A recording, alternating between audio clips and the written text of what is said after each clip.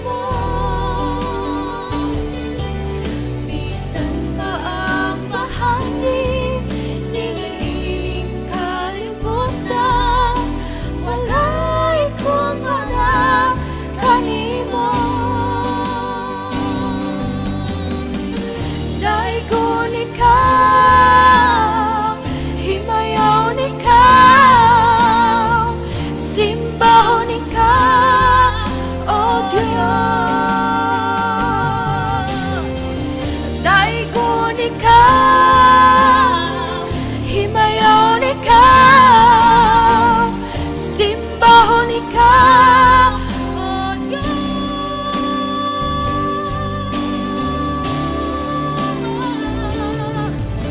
Walay kumpara kanimo. Bisan pa ang bahandi, iniiling kalibutan. Walay kumpara kanimo. Walay kumpara kanimo. Bisan pa ang bahandi, iniiling kalibutan. Walay kumpara kanimo. Walay kumpara kanimo. Walay kumpara kanimo.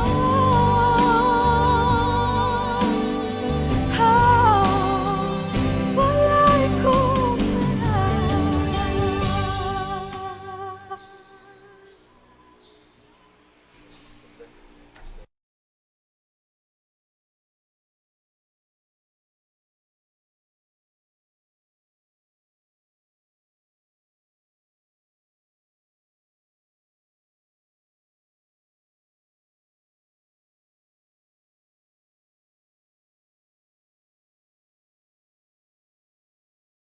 Yung tanan og niya nasab kita karon sa atong live streaming og magapanghinaut ako nga kamo usab andam na nga nagpahilona sa mga dapit diin kamo gusto nga muambit sa mga panalangin sa Dios nining adlaw.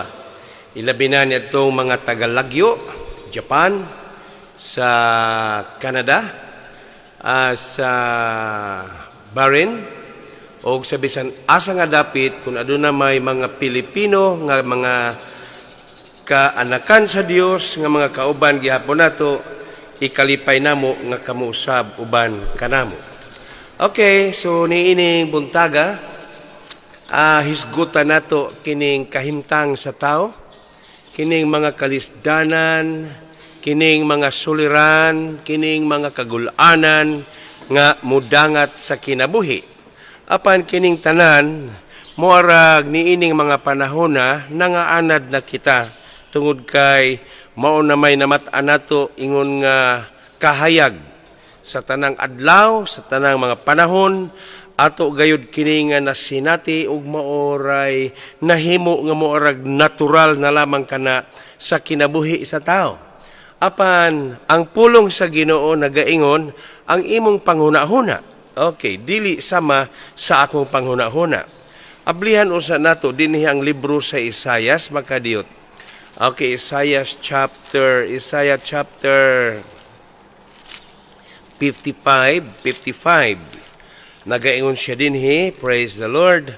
Okay. Nag-ingon siya dinhi sa 55 verse 8. Okay. For my thought are not your thought, neither are your ways my ways. As the heavens, verse 9, are higher than the earth, so are my ways higher than your ways, and my thoughts than your thoughts. So ingon niini ang panghuna-huna sa atong Ginoo. Iyang gitkomparar sa atong panghuna-huna ug sa iyang panghuna-huna. Ug dinhi ang tao manggod kung dili siya makasabot sa iyang kaugalingon ug sa panghuna-huna sa Ginoo, nagatuo siya nga ang iyaharang panghuna-huna mao'y maayo. Apan salamat, to God be the glory. So dinhi makita nato na dili kana mao'y plano sa Dios. Ang gusto sa Ginoo nga mahitabo nga ako, ikaw may kagawasan dinhi niining kinabuhi sa kalibutan tungod kay samtang aniya pa kita niining kalibutan puno gayud ang tao sa mga kalisdanan. Puno ang tao sa tanang mga pag-antos ug uban pang suliran sa kinabuhi. Okay, dinhi akong ablihan ang atong mga Biblia sa Mateo Kapitulo 11. Okay, chapter 11 verses 28. Aduna siya'y pagtawag, aduna siya'y hangyo. Nagaingon siya, come to me, duol kamo kanako. All you who are weary, kamong gikapoy, unburdened. Okay. And I will give you rest. Ingon siya, kamong gibugatan, kamong gikapoy, papahulayon ko kamo. Ingon siya, take my yoke. Ang akong yugo mo imong pasanon upon you, and learn from me, o pagtuon kamo dinhi kanako, for I am gentle, humble in heart, and you will find rest for your souls. Ingon siya dinhi, og aron makakaplag kamo kapahulayan sa inyong mga kalag. Verse 30, for my yoke is easy, kaya ang akong yugo sayon, and my burden is light, o gaan ang akong palasaanon. Okay. Ingon siya dinhi nga kamong gibugatan, duol kamo kanako. Ug dinhi nausab sa laing bahin sa 1 Korinto 15, na ay usa ka butang diha nga pinaagi kang Kristo ang kadaugan na angkon gayod sa tao. Okay, kini gibasa ko naman ni sa miaging mga Domingo. Okay, suos po na ako sa pagbasa. Nag-ingon si Pablo sa yang mga sinulat sa Korinto. Ingon siya, but thanks be to God. He gives us the victory through our Lord Jesus Christ. So, salamat, ingon si Pablo, salamat kaayo sa atong buhi nga Dios nga nagahatag siya kadaugan diha sa iyang anak nga mao si Kristo Jesus. Busa mga igsuon karong buntaga, hisgutan nato ang gipaniguro sa Dios nga kagawasan sa tanan nga nagatuo diha kaniya. Og tungod niini nagahatag siya kadaugan pinaagi kang Kristo. So atong makit-an dinhi nga kining libro sa Roma. Ako na kining gibasa pa ni atong miaging Domingo, apan gusto nako nga ibalik nako kini aron na makuha gyud nato ang mga butang nga gustong ipakuha sa Ginoo kanato. Dinhi sa Romans chapter 8 verse 35. Nagaingon siya sa Romans chapter 8, excuse me, who shall separate us from the love of Christ? Nagaingon siya, kinsabay makapahimulag kanato. Excuse me. Kinsabay nakapahimulag kanato gikan sa gugma ni Kristo. Nagayon siya, shall trouble, hardship, persecution, famine, kagutom ba? Nakedness, kahubo ba? Or danger or swords, kamatayon ba? As it is written, sumala sa nisulat, for your sake, we face death all day long. Sumala sa nisulat, kamo ug kita na nagatubang sa kamatayon adlaw-adlaw. We are considered a sheep to be slaughtered. Gipakasama kita sa mga karnero nga mga ihawon. So diin kini gi-quote ni Pablo, kining Romans chapter 8, verse 36. Gikan kini gikuha niya sa libro sa Salmo, Kapitulo 44, 22. Apan, gisupak niya kini. Miingon siya, no. In all these things, we are more than conqueror through Him who loves us. Okay. Okay, salamat kaayo. Salamat kaayo sa inyong suporta. Okay, excuse me, kadali lang ha. Okay, thank you. Og dinhi, magapadayon ako. Gisupak ni Pablo ang nahisulat dinhi sa libro sa Salmo 44, versikulo 22. Niingon siya, no, in all these things, we are more than conqueror. Niining mga butanga, labaw kitang mananaog through Him who love us. Kaniya nga nahigugma kanato, verse 38, for I am convinced that neither death nor life, neither angels nor demons, neither the present nor the future, nor any powers. Verse 39, neither high nor depth, nor anything else in all creation will be able to separate us from the love of God that is in Christ Jesus our Lord. So dinhi, makita na to mga igsuon na wala pa'y mga butang nga gihimo sa kalibutan. Wala pa'y butang nga mga nahimo ang nga angay makapahimulag kanato diha sa gugma ni Kristo. Wala pa. Okay. So dinhi makita nato na ang Dios naniguro na siya daan sa imong kagawasan. God assures you the deliverance or freedom from the struggling, hallelujah, suffering, or etc. Naghatag na siya kasiguruhan nga kung kita magasunod sa tanang mga paagi, may kagawasan kagayod igsuon. Okay. So, dili na kinahanglan nga ikaw mag-antos pa. Tungod kay si Kristo mismo, nianhi sa kalibutan, aron sultihan kita. Pahibawon ikaw, nga kining kalibutan na gidaog na niya. Okay. So, dinhi sa laing bahin sa libro ni Juan, chapter 18. John chapter 18, verse 37. Samtang nakigsulti pa siya kang Pilato, niingon si Pilato, "You are a king?" Niingon si Pilato, said Pilate. Jesus answered, "You are right in saying, I am a king. In fact, for this reason, I was born, and for this I came into the world, is to testify." Sa laing pagkasulti, is to tell you the truth about the world. Sultihan ko ikaw, mahitungod sa kalibutan. Sultihan ko ikaw, sa bisan unsang mga butang, maunay tuyo nga si Kristo ni anhi ni ining kalibutana. Niingon siya, "For this reason I was born, and for this I came into this world, is to tell you the truth about the world." Unsa man din ining kalibutana. Praise the Lord. Niingon si Kristo, "I have overcome the world." Gidaog na niya ang kalibutan. Ang kalibutan maoy naghatag og kasakitan. Ang kalibutan maoy nagtabon sa tanang kalisdanan. Praise the Lord. Hallelujah.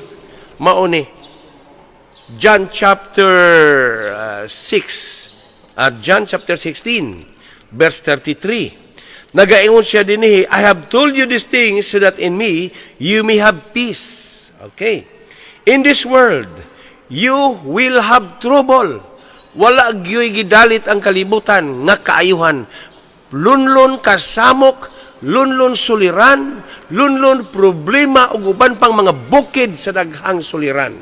Ingon siya dinhi, si Kristo nagaingon, "But take heart, I have overcome the world."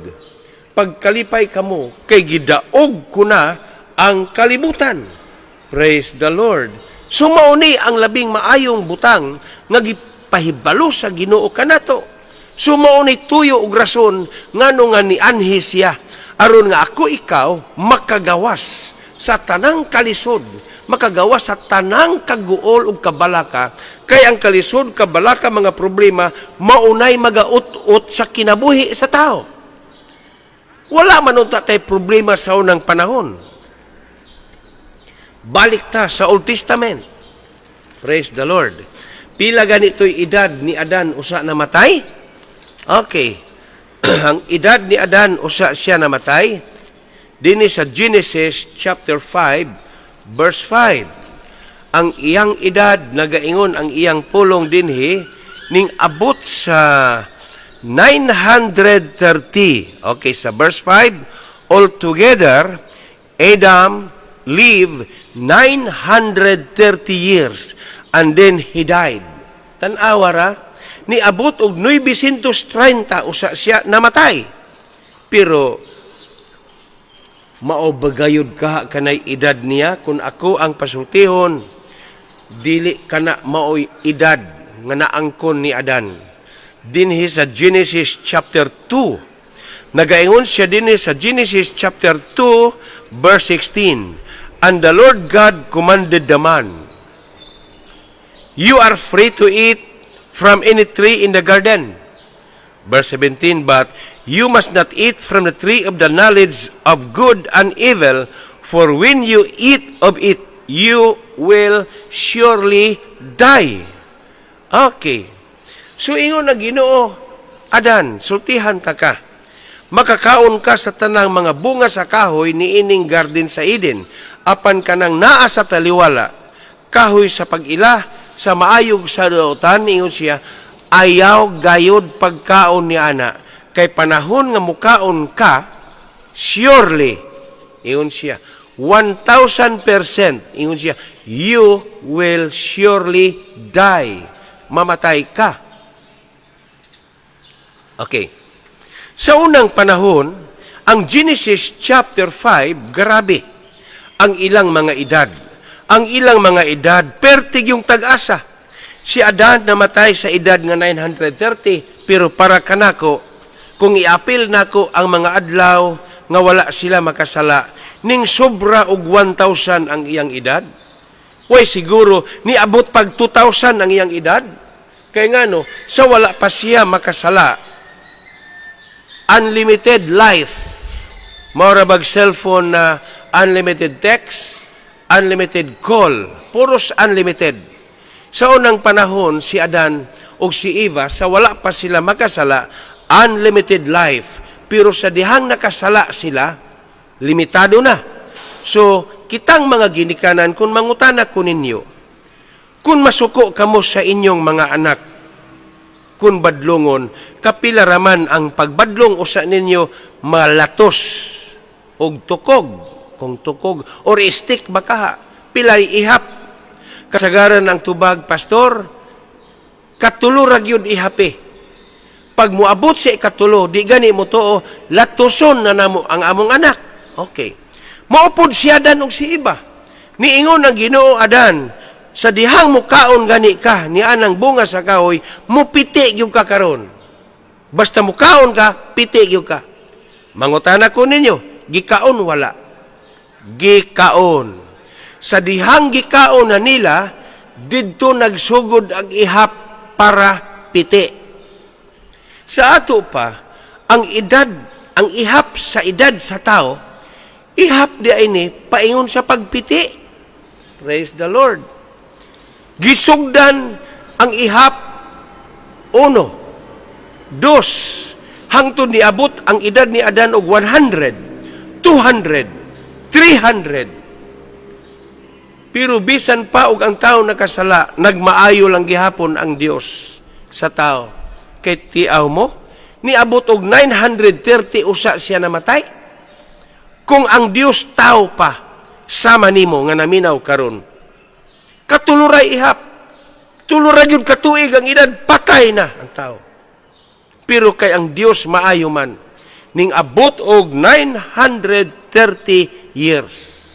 So kung ikumparar nato ang kinabuhi sa tao, kaniadto sa Old Testament, o kinabuhi sa atong panahon karon, layo ra kaayo ang agwat. Kung nakaedad man si Adan og 930 years, karon sa atong panahon, pilay edad sa tao usa mamatay. 10 taas, 90. Hinoo na amay nakaabot og kapin gatos. Naa pa gani nakaabot og 140. Naa pa nakaabot kuno 150. Wow, praise the Lord. Pero sa atong panahon, karon kasagaran, 90 wala na.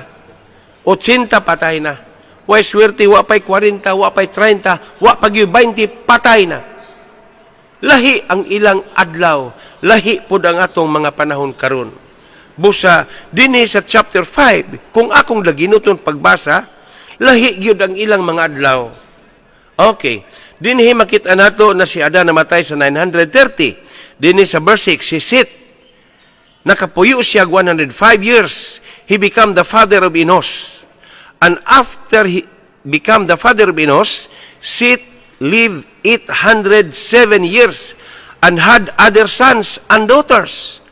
Tiaw mo na, nag-edad pa si Seth og 807 or 800 years.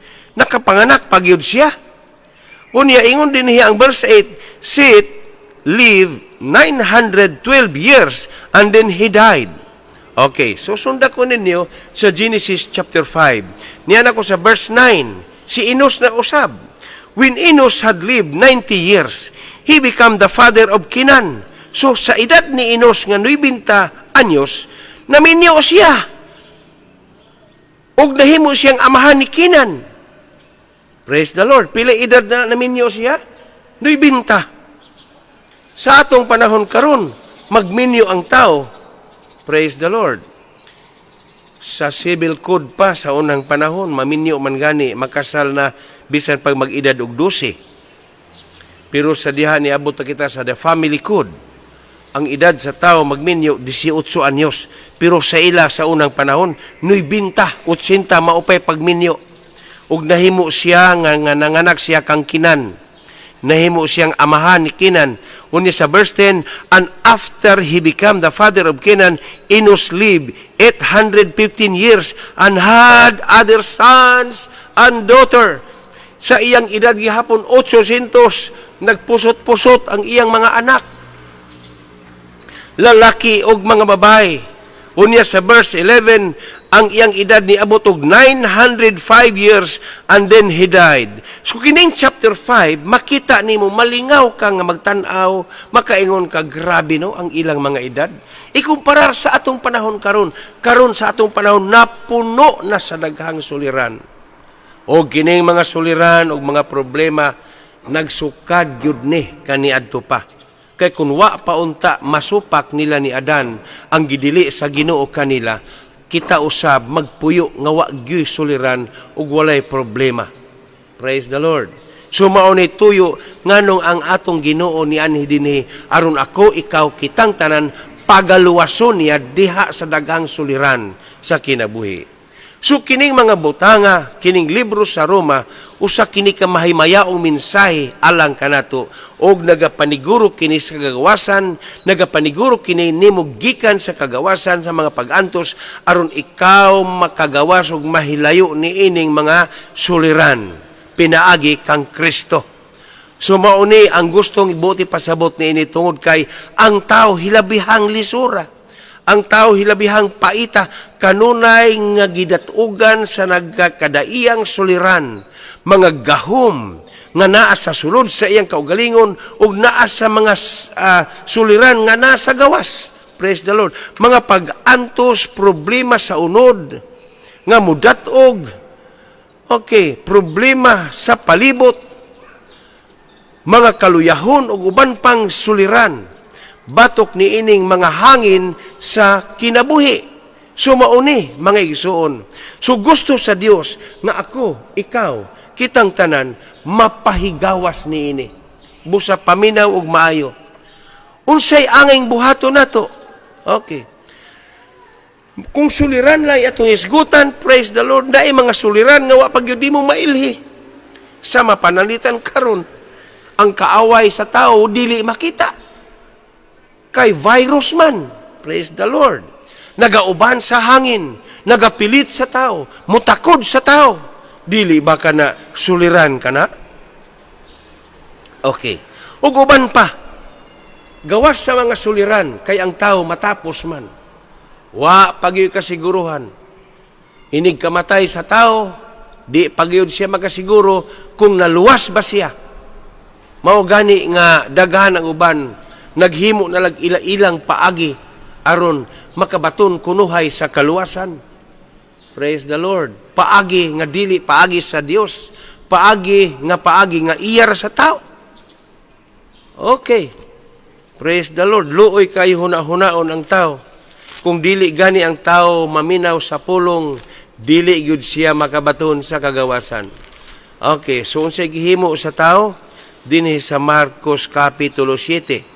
Okay, naghimo na lag iya-iya. So niingon si Isaias sa chapter 7 verse 6. Marcos kapitulo 7, 6. He replied, Isaiah was right when he prophesied about you hypocrites, as it is written, these people honor me with their lips, but their hearts are far from me. Verse 7, They worship me in vain. Their teaching are but scrolls taught by men. Dili na pagtulunan nga gikan sa Ginoo, kundi iya na sa tao nga paagi. Kay ang tao mamatay man gyud, mao magini mga suliran. Kay kun unsa man ang mga suliran nga miabot sa tao, ang number 1 nga gikadlukan sa tao ang kamatayon. Kamatayon gikahadlukan sa tao. Praise the Lord. Natural ra gyud ang tao matapos kining kinabuhi may katapusan gayud kini. So mauni ang mga butang nga midat-og sa tao, kamatayon. Ikaduha, naghuna-huna nga kung mamatay ka, kung dili klaro, basin mahiadto ka sa impyerno. Tinuod. Ang Biblia nagasulti nga naay kalayo, naay impyerno. Nas pinadayag. Nagayon niya ang pulong bisan kinsa katungalan nga wala may sulat sa basahon sa kinabuhi. Itambog siya sa linaw nga kalayo. So naag yung impyerno. But whosoever's name is not found written in the book of life will be thrown into the lake of fire. So naay impyerno. So maunay usa sa mga problema, kaguol, nga angay pagabuhaton sa tao. Nga ginasunod, ginamaster adlaw-adlaw. Master sa kaguol, master sa daghang suliran, master na tanang mga butang nga dili maayo at tubangan sa Ginoo. Busa igsuon ko diha kang Kristo, pagmata na. Ablihi ang imong salabutan, paminaw sa tawag sa pulong sa Ginoo. Dili paulahi ang tao muduol diha sa kamot sa Dios. Ang atong Dios buhi. Si Kristo mao'y naghatag og mga saad kanato nga kung kita muduol kaniya dili gayod kita mapakyas. Okay. So unsa may gikinahanglan? Ang gikinahanglan sa tao mao kini.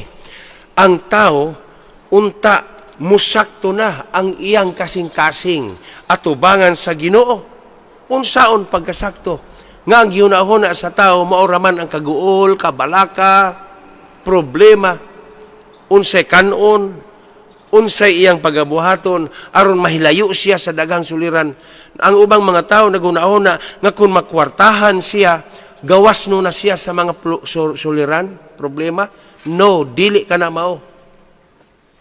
Ayaw ingna nga kung makwartahan ka, gawas nun ka na sa mga suliran. Wala, dili. Kung daghan hinuon kag kwarta, daghan kag problema. Gamay og kwarta, gamay og problema. Kung wa nagi kwarta, posible basig wa ka nagi problema. Pero tungod kay ni apaman kita ni ining kinabuhi, ayaw gayod kalimot, dili mawala ang suliran ni ining kinabuhi. Busa mangigsuon angay buhaton kinahanglan himua ang imong kasing-kasing nga mosakto gayod at tubangan sa Ginoo. Kay ngano ang Romans chapter 1 verse 18, ang tao naa na siya ilalom sa mga paghukom o kaligot-got. Kay kung dili kita makapangandam ug makagawas niini, mahiagom ikaw sa tanang suliran o mga paghukom nga gikan sa Ginoo. Okay, ang libro sa Romans chapter 1 akong basahon dinhi sa chapter 1 verse 18. Ang libro sa Romans chapter 1 verse 18. Okay, diara. Nayon ang verse 18, the wrath of God is being revealed. Ang kapungot sa Dios na nagipadayag na niya from heaven, gikan sa kalangitan, against all the godlessness, batok sa mga tao nga walay pagtuo sa Dios, godlessness, wickedness of men who suppress the truth by their wickedness. Duha ka klase ni. Mga tao nga wala sa Ginoo o mga Kristohanon nga naay Ginoo apan dili mapinasakupon. Mga unbeliever o mga believers. So kung adto ta sa believers, mag-ingon siya, dili ang tanan magaingon kanako Ginoo. Sa ato pa, dili gyud ay tanan nga mga nagatuo kang Kristo nga mahimut-an niya. Kaya nga no, nag-ingon man siya, not everyone will say to me, Lord, Lord, will enter into His kingdom. but only to those who do. Kadto lamang mga tao nga nakadungog, kadtong mga tao nga nakgatuman, kadtong mga tao nga gikinabuhi, mga tao nga ang ilang kasing-kasing kaniadto dili mao, ilang gi-align. Dili na disalign. Gi-align na nila, alignment diha sa kabubuton sa Dios. Praise the Lord. Okay. Kaya kung dili ma-align, wala gyud kay mahimo. Tubangan sa Dios daot gyud ka kaayo. So kinahanglan ang atong kasing-kasing dili unta mo sayop. Sakto gyud unta kini. Kay kung ang atong kasing-kasing sakto, praise the Lord, wa gyud kay problema. Ang Dios magapataas kanimo. Kung kana ang imong kasing-kasing sakto, ipataas ka sa Ginoo. Dili lang ipataas ka sa Ginoo, kundi ipauswag ka pagayod sa Ginoo, pauswagon.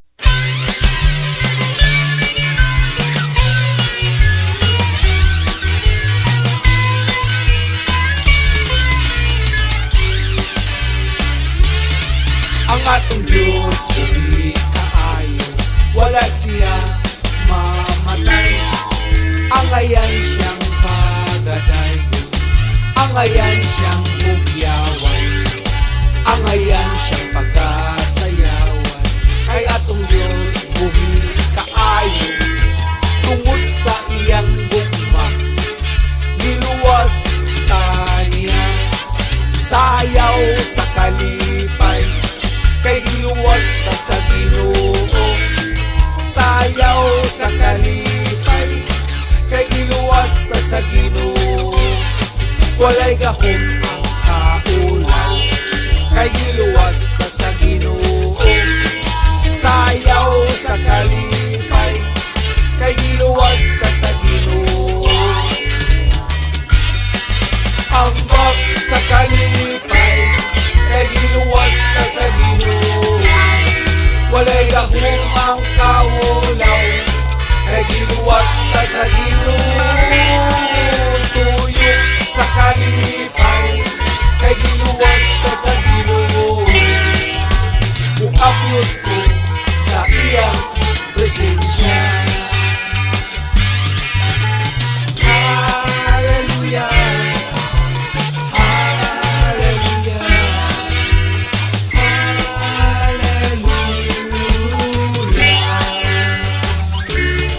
Ang atong Diyos buhi kaayo, wala siya mamatay. Ang ayan siyang pagadayon, ang ayan siyang bugyawan, ang ayan siyang pagkasayawan.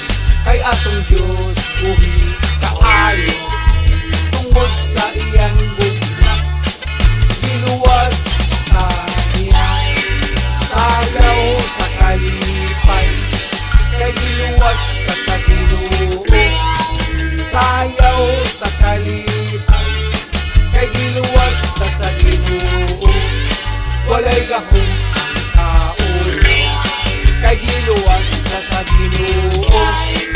Sayaw sa kalipay, kay giluwas ta sa Ginoo. Ambak sa kalipay, kay giluwas ta sa Ginoo. Walay gahom ang kaulaw, kay giluwas ta sa Ginoo. Tuyok sa kalipay, kay giluwas ta sa Ginoo. Mukabyot ko sa iyang presensya. Ambak sa kalipay, kay giluwas ta sa Ginoo. Walay gahom ang kalulaw, kay giluwas ta sa Ginoo. Tuyok sa kalipay, kay giluwas